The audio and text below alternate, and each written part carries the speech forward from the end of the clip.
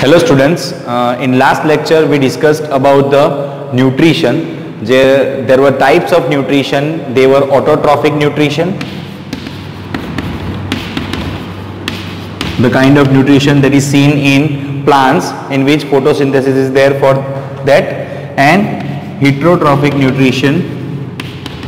This kind of nutrition is based on other organisms for their nutrition. They depend on other organisms for the nutrition, which is heterotrophic nutrition, and in which we discussed about the human digestive system, that how our nutrition is taken by humans.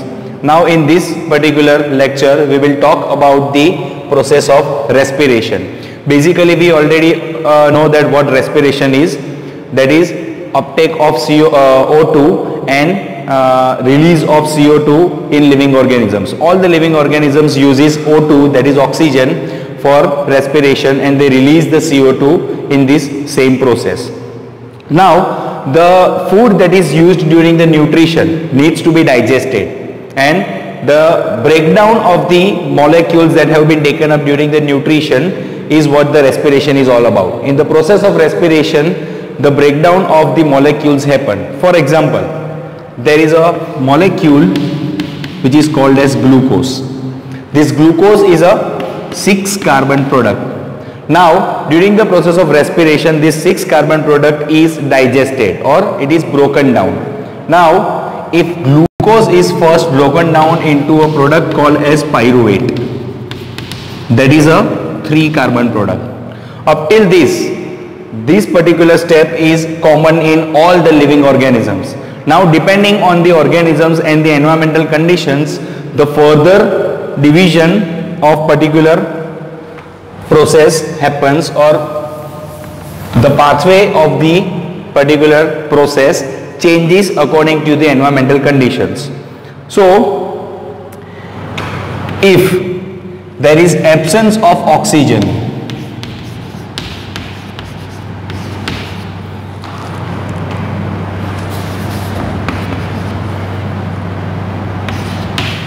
then this particular pyruvate will be converted into ethanol plus carbon dioxide plus energy will be released. This ethanol is a 2-carbon product. If there is lack of oxygen, that means that oxygen is present but in the smaller amount, then it will be converted into lactic acid plus energy will be released. This is a 3-carbon product. And if the oxygen is in proper amount, abundant amount, then it will be converted into carbon dioxide plus water plus energy. So these are the 3 different pathways of the glucose digestion that happens during the respiration process.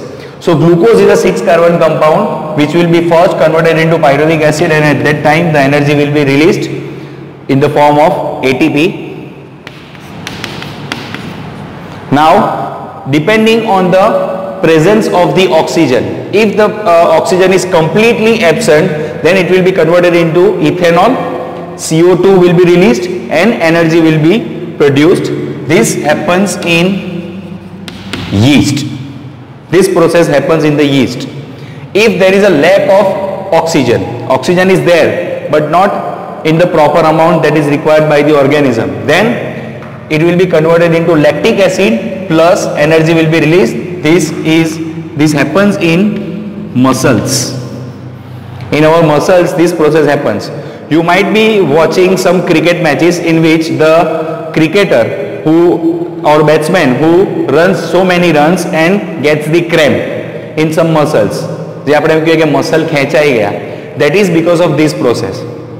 He is doing so much work, at that time the oxygen in its body depletes, that is it is in the lower amount in his body.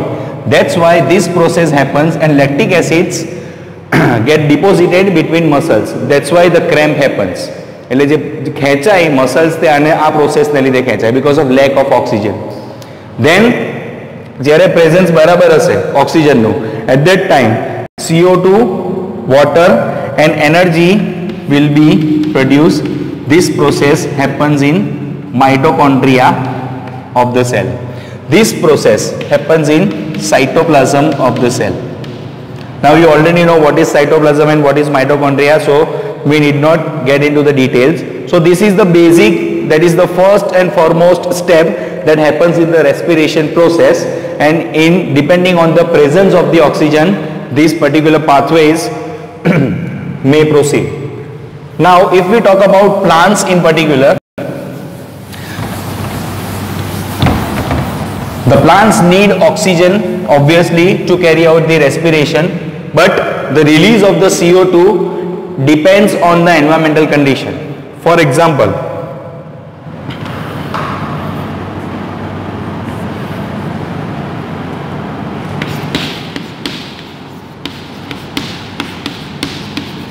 in the night time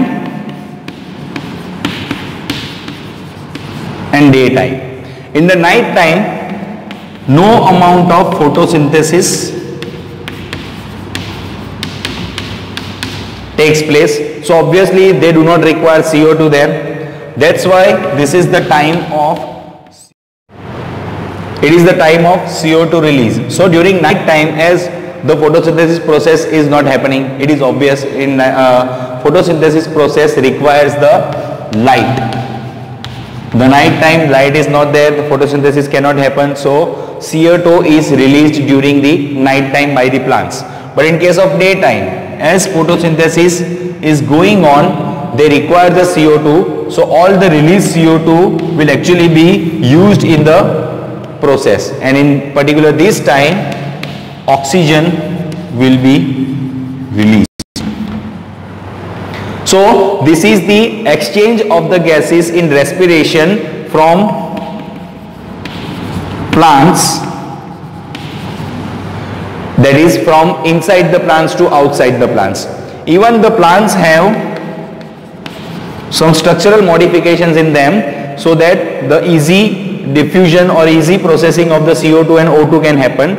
In the plants there is so much extra space between the cells, so that this O2 and CO2 can properly be exchanged from inside the cell to outside the cell by the process of diffusion. You all must be knowing what is the diffusion. That is, the gases or the material passes from higher concentration to lower concentration. It moves from higher concentration to lower concentration. So we all know what diffusion is. Okay. Animals have evolved so many different mechanisms to carry out the oxygen, uptake of the oxygen and release of the carbon dioxide. If we talk about terrestrial animals, they simply breathe the oxygen and release out the carbon dioxide from the environment. And in case of the animals that live in water, that is aquatic animals, they use dissolved oxygen for the process, and they release CO2 directly in water. So this is the basic process of respiration. That is, this in this lecture only we will discuss about the basic information, that is the introduction of the respiration. Further we will look in the next lecture. If you have any doubt, you can WhatsApp me or call me anytime, and you have to make notes of this particular lecture and send it to me personally. Thank you.